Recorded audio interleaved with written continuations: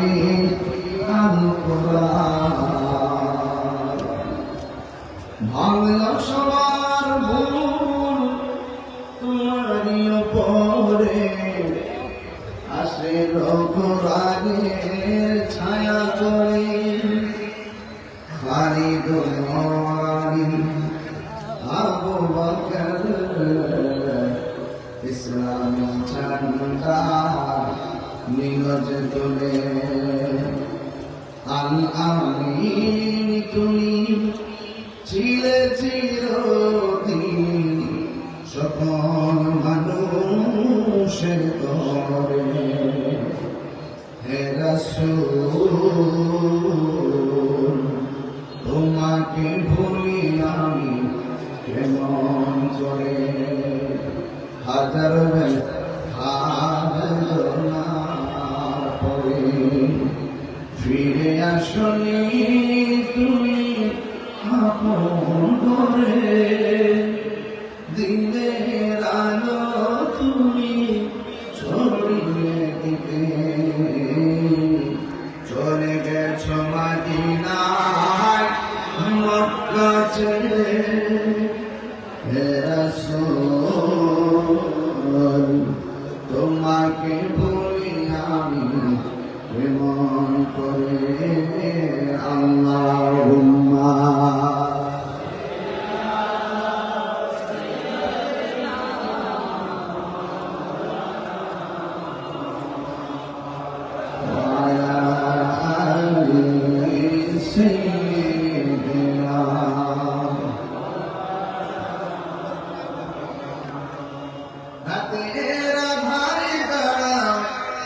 সেজদাতে রয় দু চোখের স্রোতে নদীর যেন ছলনার হাত ছানি যতই আসো। ছলনার হাত ছানি যতই আসো, পেছনে ফিরে তাকায় না। আল্লাহর প্রেম ছাড়া এই দুনিয়া কারো কাছে কোনো কিছু চাই না। যাদের হৃদয়ে আছে আল্লাহর ভয়, তারা কবু পথ ভুলে যায় না। আল্লাহর প্রেম ছাড়া এই দুনিয়া কারো কাছে কোনো কিছু চাই না। কারো কাছে কোনো কিছু চাই না।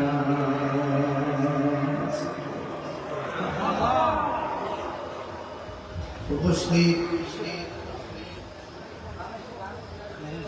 পেটুয়া রাজাখালী ইউনিয়ন দর্শক কমিটি বাংলাদেশ রাজাখালী ইউনিয়ন শাখার উদ্যোগে ওভারঅল শিক্ষা মন্ত্রণালয়ের সময় পবিত্র ঈদে মিলাদ নবী সাল্লাল্লাহু আলাইহি ওয়াসাল্লাম আজিম শান উদ্বোধক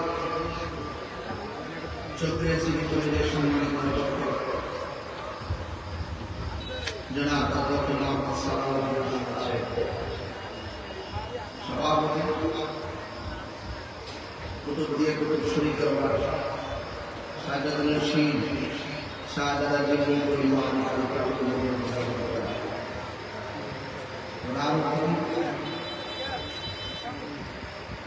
পেকুয়া বাংলাদেশ জাতীয়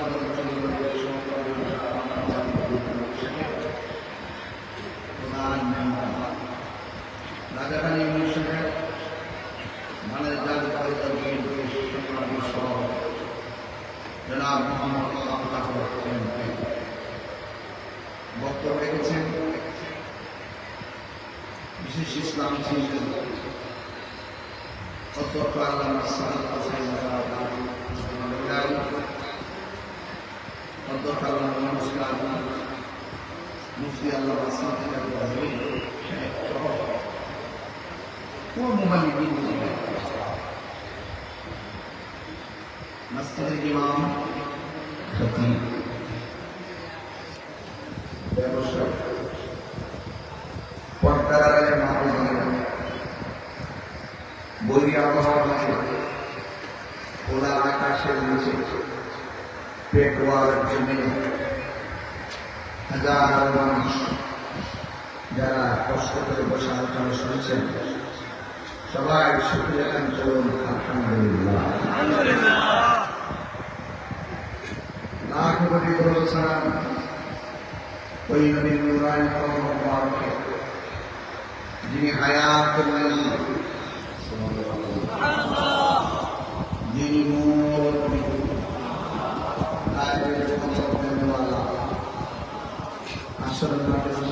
শাফাত करने वाला, जिन नबी पाक नबी हिसाবে আল্লাহ পাক আমাদের সকলকে কবুল করেছেন। এই জন্য শুকরিয়া আদায় সকলে আবার করি আলহামদুলিল্লাহ।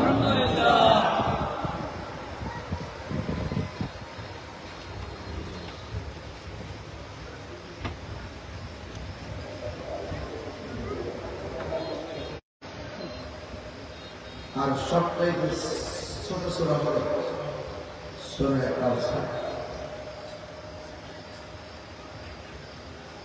ছোটটা ছোট হলো, এই সূরাটা যদি ছোট বা এটার মধ্যে অনেক মাত্রা হলো, যে ব্যক্তি মহব্বতে সূরা কাউসার তেলাওয়াত করে, আল্লাহ পাক তার সংসারে রিজিককে বাজার দেয়। সুবহানাল্লাহ।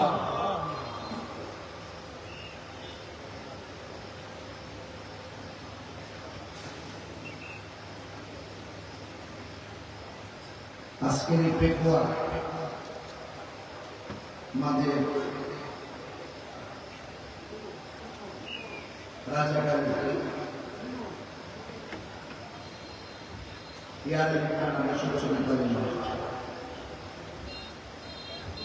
আমাদের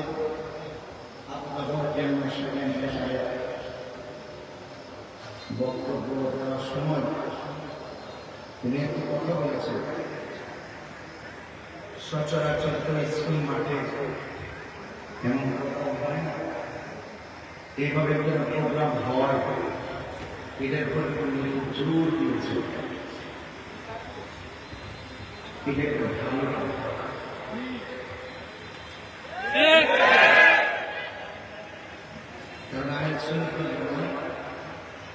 শান্তিপ্রিয়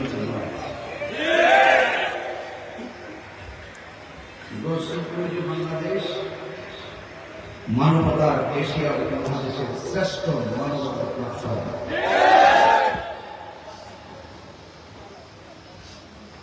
করোনায় জীবন নাশ করতে হবে না, গৌস কমিটির যা মানবিক যোদ্ধারা তারা দাফন কামড়ের কাজ করেছেন, করেছেন না আপনার কামড়ে, অন্যান্য ধর্মের যারা তাদের সরকারের কাজ করেছেন। এই জন্য আমরা কাজ করি বেশি, বলি কম, প্রচার করি কম। আমরা দুনিয়ার বাহাবা নেওয়ার কথা নয়, আমার আল্লাহ রাজি থাকলেই চলে, আমার নবী রাজি থাকলেই চলে। এই জন্য আপনাদের পেকুয়া বর্তমান গণপ্রজাতন্ত্র বাংলাদেশ সরকার স্বরাষ্ট্রমন্ত্রী হবে, এই যে এখান থেকে কয়েক মিনিট লাগবে আপনার, ঠিক না? তিনিও খুব আস্তে আস্তে কথা বলেন, কিন্তু প্রত্যেকের কথা পাথর মতো বুঝে বলে। অনেকের ভাব নিতে পারে না, ঠিক আছে কিনা? কম সেজন্য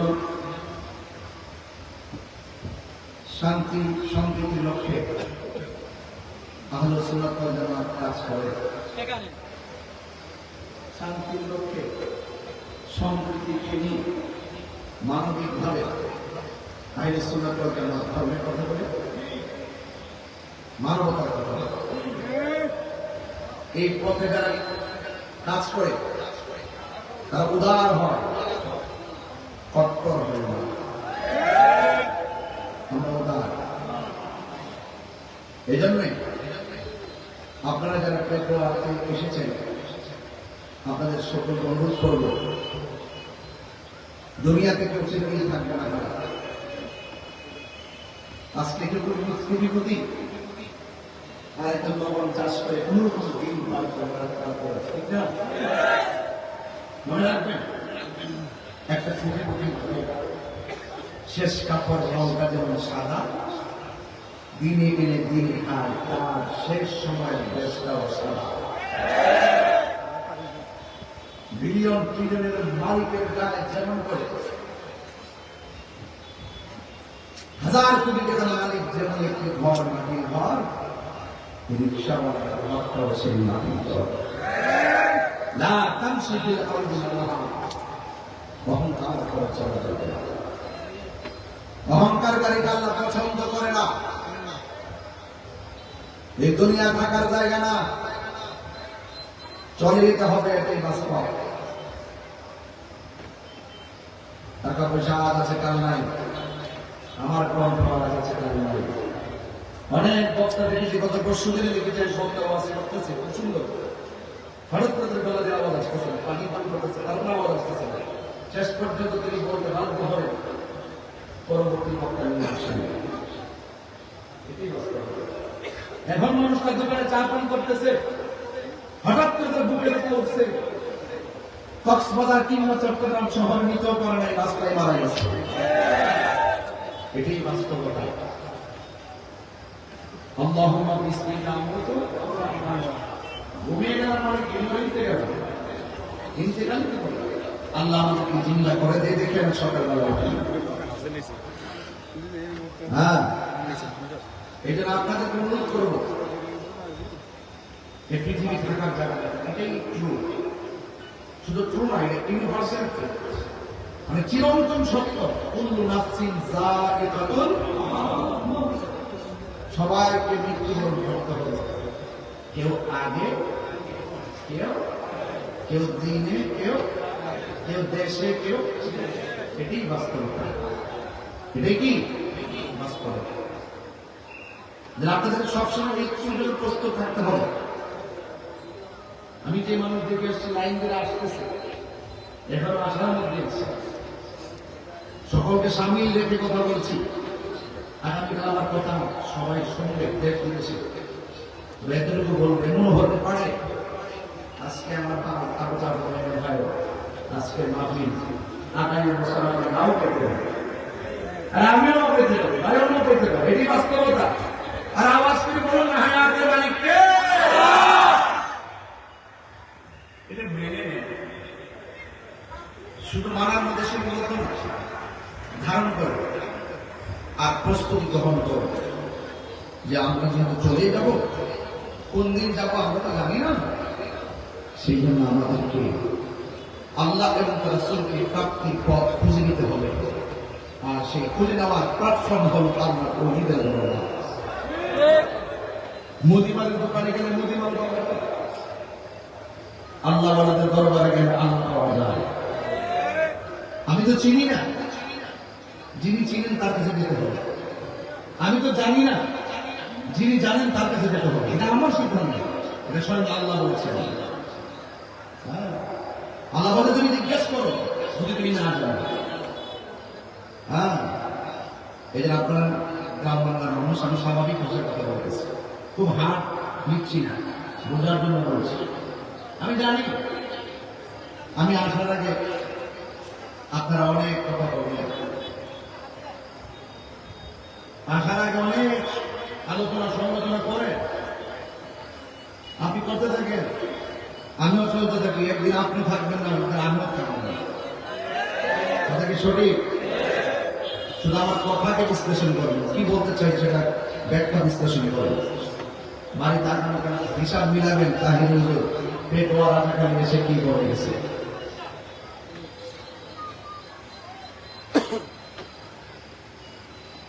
বলেন এই যে মানুষ মানুষের কষ্ট দেয়, এই কষ্ট দেওয়াটা নতুন না। আমার নবীজিকেও কষ্ট দিয়েছে। কি আমি শুরুতে যে বলছিলাম যে আমার নবীর কত কষ্ট দিয়েছে, এরপর আল্লাহ বলছেন, বন্ধু আপনি চলে যান। আল্লাহ পাকের নির্দেশে আমার নবীজি মদিনায় চলে গেছে। যাওয়ার সময় বারবার পিছন দিকে ফিরে তাকান। সাহাবী সিদ্দিক আকবর রাদিয়াল্লাহু তাআলা বলেন, ইয়া রাসূলুল্লাহ, আপনাকে এই মুহাম্মদ এত কষ্ট দিল, আপনি বারবার পিছনে তাকান কেন? তখন তিনি বলছেন, আবু বকর, বারবার পিছনে তাকাচ্ছি, সেই দেশটা তো আমার মায়ের দেশ। যার যার মাটির প্রতি টান আছে না নাই? এই দেশের মাটিকে ভালোবাসতে হবে, দেশকে ভালোবাসতে হবে, দেশের মানুষকে ভালোবাসতে হবে এবং মানুষের সঙ্গে মিশে চলতে হবে। কারণ আপনি মারা যাওয়ার পর এই মানুষই আপনাকে জানাজা করে দাফন করবে।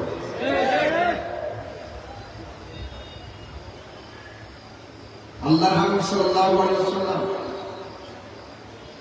তিনি যার সম্মান আল্লাহ এত বাড়াইছেন, অনেক বাড়াইছেন।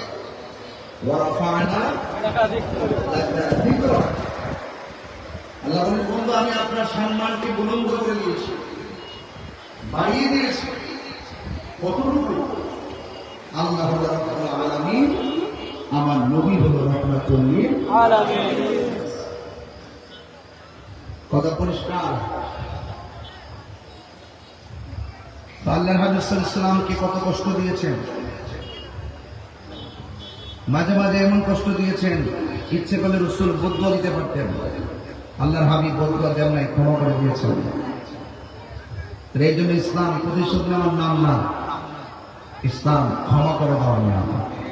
কথা কি সঠিক বলতেছি? আল্লাহর হাবিব সাল্লাল্লাহু আলাইহি সাল্লামকে আল্লাহ পাক সন্তান দিয়েছেন। ছেলে সন্তানগুলো ছোটবেলায় আল্লাহ পাক করে নিয়েছেন।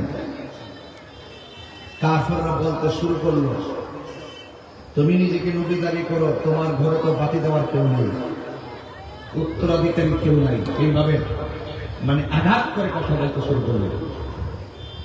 আমাদের সমাজে রাজাকারী না ভাই, রাজাকারীতে যদি কাহার ঘরে সন্তান না হয়, কেউ যদি বলে এই জন্যই তোর ঘরে সন্তান হয় না, আচ্ছা বলেন এই কথাটাকে কষ্টের না? কষ্টের না? কষ্টের না? বলেন, সন্তান দেওয়ার মালিককে, নিয়ে যাওয়ার মালিককে। আল্লাহর হাবিব তাদের কথা খুব কষ্ট পেত। কয়েকদিনের জন্য আল্লাহ পাক ওহী নাযিল করা বন্ধ রেখেছেন। কাফেররা আরেকটু সুযোগ পেয়ে গেছে। তারা বলতেছে, দেখছো মুহাম্মদ সাল্লাল্লাহু আলাইহি সাল্লামের রব ওহী পাঠানো বন্ধ করছে, আর আগের মতো ভালোবাসে না। নাউজুবিল্লাহ বলে না কেন? এক হলো এই কথা বলে কষ্ট দিয়েছে, আর দুই নম্বর হলো রাসূল পাক সাল্লাল্লাহু আলাইহি ওয়াসাল্লামের ছেলে সন্তান যখন চলে যায়, কাফেররা বলতো আমার নবীর বংশ উত্তরাধিকারী কেউ নেই। আল্লাহর হাবিব সাল্লাল্লাহু আলাইহি ওয়াসাল্লামের মনটা বিষণ্ণ। ঘরের ভিতরে তিনি ঢুকলেন, সাহাবায়ে কেরাম তাকিয়ে রইলেন। তাকানোর পরে সাহাবার মনে মনে ভাবছেন রাসূল এত বিষণ্ণ, কিন্তু সাহাবায়ে কেরাম ঘরের দরজার সামনে ইন্তজার। আল্লাহর হাবিব ভিতরে গেলেন, ঘুমালেন। ঘুম থেকে উঠলেন, সাহাবায়ে কেরাম তো মনে মনে ভাবতেছেন, আহারে রাসূল সাল্লাল্লাহু আলাইহি ওয়াসাল্লামের মনটা বিষণ্ণ দেখেছিল। কিন্তু আল্লাহর হাবিব যখন ঘুমিয়ে গেলেন, ঘুম থেকে উঠলেন, উঠে দরজাটা খুললেন। সাহাবায়ে কেরাম বলেন, আল্লাহর হাবিব ঘরে ঢোকার সময় যে দৃশ্য দেখেছি, কিন্তু দরজাটা খুলে দেখলাম আল্লাহর হাবিব সাল্লাল্লাহু আলাইহি ওয়াসাল্লাম একটা মুচকি হাসি দিয়ে ঘর থেকে বের হয়েছে।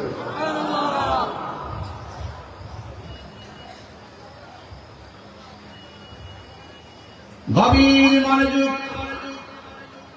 আমার পেকুয়ার বাবারা, রাজাখালীর বাবারা, চকরিয়ার বাবারা, আপনারা যারা দূর দূরান্ত থেকে আজ মাহফিলে এসেছেন, হাজার হাজার মানুষ খোলা আকাশের নিচে বসে বসে আমার বয়ান যারা শোনার মানসিকতায় এসেছেন, আল্লাহর হাবিব সাল্লাল্লাহু আলাইহি ওয়াসাল্লাম কাফেরদের হীন চরিতার্থ বাক্য কালামগুলো শুনে নবী পাক সাল্লাল্লাহু আলাইহি ওয়াসাল্লাম ঘরের ভিতরে গেলেন। ঘরের ভিতরে যাওয়ার পর রাসূল একটু ঘুমালেন। আমি আপনি ঘুমালে ওযু ভেঙে যায়। আল্লাহর হাবিব সাল্লাল্লাহু আলাইহি সাল্লাম ঘুমালে ওযু ভাঙতো না। আমি আপনি ঘুমালে স্বপ্ন দেখলে শরীয়তের কোনো দলিল না। আমার নবী আপনার নবী ঘুমিয়ে গেল, যদি নবী স্বপ্নে দেখতেন, এটা শুধু স্বপ্ন না, এটা শরীয়তের দলিল, আল্লাহর পক্ষ থেকে ডাইরেক্ট ওয়াহী।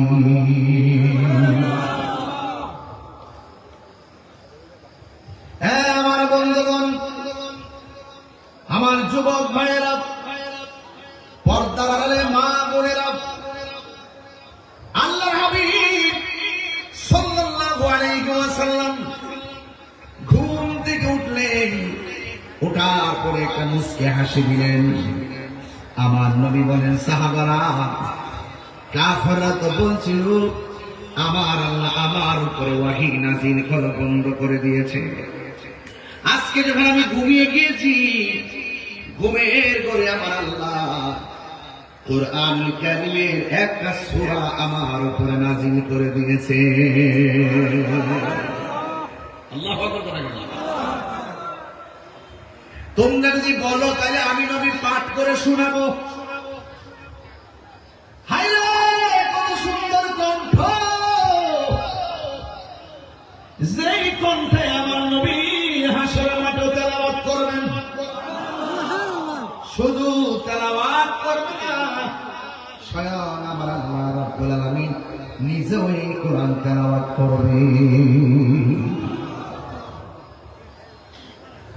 আল্লাহর হাবিব সাল্লাল্লাহু আলাইহি ওয়াসাল্লাম বলেন, হে সাহাবীরা, তোমরা যদি আমাকে বলো যে এই সূরাটা ঘুমের ঘরে নাযিল হয়েছে, এই সূরাটা আমি তোমাদের সামনে তেলাওয়াত করব। সাহাবায়ে কেরাম বলেন, ইয়া রাসূলুল্লাহ, আপনি তেলাওয়াত করুন। আল্লাহর হাবিব ঘুমের ঘরে সূরাটা আমার আল্লাহর হাবিব তেলাওয়াত করলেন। ইন্না আ'তাইনাকাল কাউসার ফাসাল্লি লিরাব্বিকা ওয়ানহার ইন্না শানিআকা হুয়াল আবতার। এই সূরাটা আমার নবী তেলাওয়াত করলেন। এই সূরাটা মক্কায় নাযিল হয়েছে। আমার নবী হলো মক্কায়। আল্লাহ বলে, জিবরাইল আমার বন্ধুর কাছে তুমি মক্কায় কোরআন নিয়ে যাও। আমার নবী মদিনায়, আল্লাহ বলে, জিবরাইল কোরআন নিয়ে মদিনায় যাও। নবী যেথায় কোরআন নিয়ে জিবরাইল যায় সেথায়। আল্লাহু আকবার। ইয়া রাসূলুল্লাহ,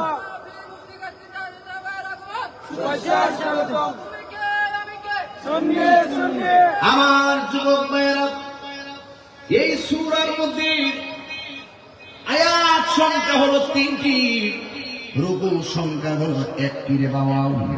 শুধুমাত্র তাই নয়, এই সূরাটা আমার নবী যখন তেলাওয়াত করলেন, এখন প্রশ্ন হলো, কাফেররা আমার নবীরা বলছে নির্বংশ।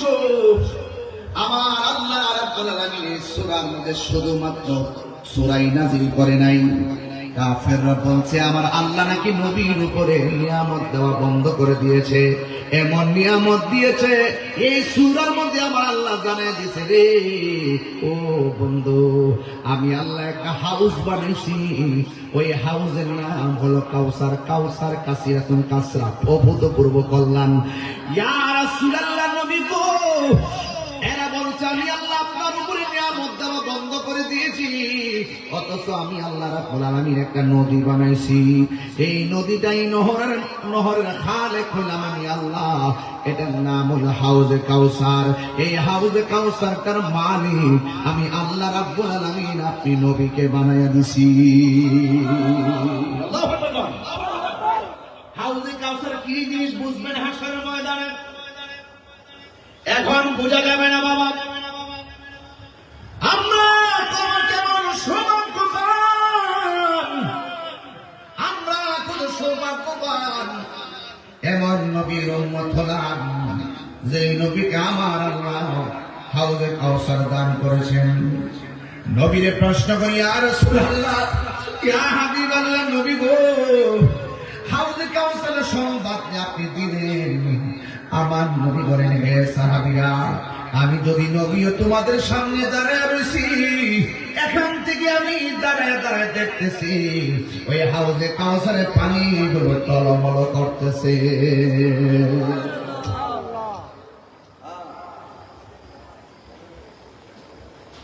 আল্লাহ রাব্বুল আলামিন হাশরের ময়দানে কোন জায়গার ভিতরে এই হাউজে কাউসারটা বানিয়ে রাখলেন?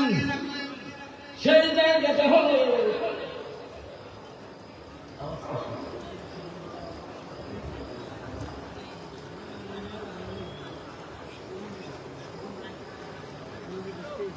আরে না মোটর বুঝছে না। আমার যুবক ভাইয়েরা, আমার মুরব্বী বাবারা, এখন প্রশ্ন হলো, হুজুর হাউজে কাউসারটা আল্লাহ কোন জায়গার মধ্যে বানাইছে? আমার আল্লাহ হাশরের ময়দানে আমার নবীর একটা মিম্বর দান করবে, মিম্বর। ওই মিম্বরটা হাউজে কাউসারের মাঝখানে বানাইছে। সুবহানাল্লাহ। এই জন্য আমার বন্ধুগণ, সাহাবায়ে কেরাম আমার নবীর প্রশ্ন করে, ইয়া রাসূলুল্লাহ, এত দামি হাউজ আল্লাহ আপনাকে নদী দান করেছে, এই নদীর পানিটা কেমন? আপনারা জবান খুলে বলুন, আমার নবী দেখার ক্ষমতা আছে না নাই? নবী কি নিজে নিজে দেখে নাকি আল্লাহ দেখায়? কে দেখায়? আমরা সমাজে কিছু মানুষ বিভ্রান্ত কথা বলে, আমরা বলি আল্লাহ প্রদত্ত ক্ষমতা বলে নবী গায়েবের খবর দেয় নেওয়ালা, আল্লাহ প্রদত্ত ক্ষমতা বলে নবী হাজির ও নাজির। আর আপনাদের সামনে এসে কিছু মানুষ বলবে কি জানেননি, আল্লাহ ছাড়া কেউ গায়েব জানে না। এটা তো আমরাও বলি আল্লাহ ছাড়া কেউ গায়েব জানে না। আল্লাহ ইল্লা মানি তো আমি রাসূল, আমি আল্লাহ যাকে পছন্দ করি তাকে গায়েবের জ্ঞান আমি দান করি। একটা হলো জাতি আর একটা হলো আতাই। এই জন্য যুবক, এটা তুমি জানি না আমি জানি না, এমন কিছু এলেম আছে আল্লামা কামালাম তাকুন তালাম, আল্লাহ রাব্বুল আলামিন আমার নবীর সিনার মধ্যে ঢেলে দিয়েছে। আল্লাহ ছাড়া কেউ গায়েব জানে সেটা আমরা মানি, কিন্তু আল্লাহ পাক যাকে পছন্দ করে তাকে গায়েবের এলেম দান করে। তো আল্লাহ যদি মায়া করে তারা বন্ধুরা জানায় আপনার অসুবিধা কি, অযথা এইগুলো বলে বলে সমাজের মধ্যে দুইটা পাঠ করেছেন, এইগুলো আর করবেন না। আসুন মিলেমিশে থাকুন। ইসলামটা শান্তির ধর্ম, ইসলামটা মানবতার ধর্ম। এই ইসলামটা বুকে ধারণ করে আপনারা কথা বলবেন। আল্লাহর হাবিব সাল্লাল্লাহু আলাইহি ওয়াসাল্লামকে প্রশ্ন করে, ইয়া রাসূলুল্লাহ, নবী গো, আল্লাহ যে আপনাকে হাউজে কাউসারটা দান করেছেন, এই কাউসারের পানির রংটা কেমন? আল্লাহর হাবিব বলে, এ সাহাবারা রে, ওই হাউজে কাউসারের পানিটা দুধের চাইতে আরো সাদা। যুবক ভাইরা, কণ্ঠ খুলে বলুন না সুবহানাল্লাহ।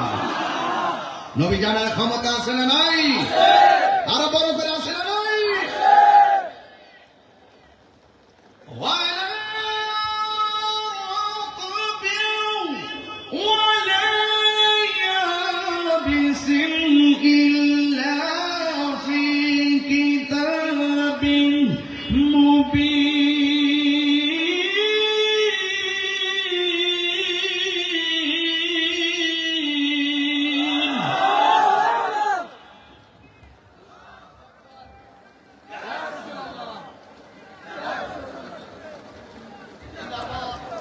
আমার যুবক ভাইয়েরা, আমার হাতে কোরআন, সন্দেহ আছে? আরো বড় বড় সন্দেহ আছে? এই কোরআনে যা আছে কোনো সন্দেহ নাই। এই কোরআনের ভিতরে আমার আল্লাহ বলেন, ওয়ালা রাতবি ওয়ালা ইয়াবিসি ইল্লা ফি কিতাবিম মুবিন। জলের স্থলে এমন কোন সূক্ষ্ম কণা নাই যেটা কোরআনের মধ্যে আলোচনা করে নাই। আর এই কোরআনের সব হাকিকত আমার আল্লাহ তার বন্ধু নবীর সিনার মধ্যে ঢেলে দিয়েছে। এই জন্য নবী বলেন, বুইস্তু মুআল্লিমান, আমি এই দুনিয়াতে শিক্ষক হইয়া প্রেরিত হয়েছি। নবীর শিক্ষক কেউ না, নবীর শিক্ষক হলো আমার আল্লাহ। ঠিক